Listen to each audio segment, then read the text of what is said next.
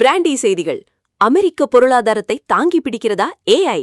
2.0% GDP வளர்ச்சியில 67% பங்கு ஏஐக்கு மட்டுமா? விஸ்வரூபம் எடுக்கும் புதிய கவலைகள். இது வளர்ச்சியா இல்ல ஆபத்தான போதையா? ஹலோ ஹலோ ஹலோ மக்களே, இது உங்கள் லோக்கல் லேக்கா. இன்னைக்கு மே 8, 2026. அமெரிக்க பொருளாதாரம் இப்போ ஒரு ரோலர் கோஸ்டர் ரைட்ல போயிட்டு இருக்கு பாஸ்.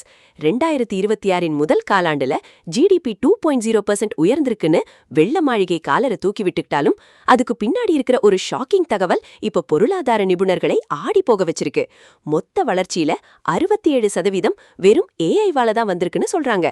இதோ அந்த 5 அதிரடி ஏஐ எக்கனாமி அப்டேட்கள். ஏஐயின் அசுர வளர்ச்சி. அமெரிக்க ஜிடிபி 2.0% உயர்ந்ததுல ஏஐ ஆர்டிஃபிஷியல் இன்டெலிஜென்ஸ் மட்டும் சுமார் 67% பங்களிப்பை கொடுத்திருக்காம் பாஸ். அதாவது அமெரிக்க பொருளாதாரம் இப்போ முழுசா ஏஐய நம்பிதான் ஓடிக்கிட்டு இருக்கு. ஈர்க்கும் எண்கள், மறைந்திருக்கும் ஆபத்து.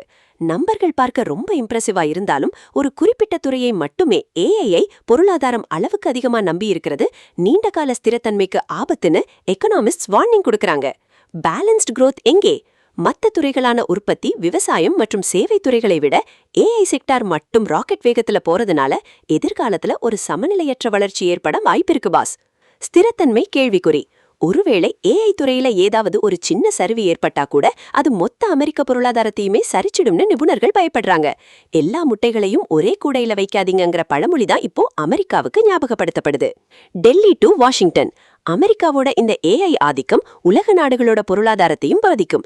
ஏன் நம்ம ஊர் ஐடி செக்டார் வரைக்கும் இதோட தாக்கம் இருக்கும்னு எதிர்பார்க்கப்படுது பாஸ். அமெரிக்காவோட இந்த ஏஐ மோகத்தை பார்க்கும்போது நம்ம தளபதி விஜய் சார் ஒரு படத்துல சொன்ன அந்த மாஸ் டைலாக் தான் ஞாபகம் வருது பாஸ்.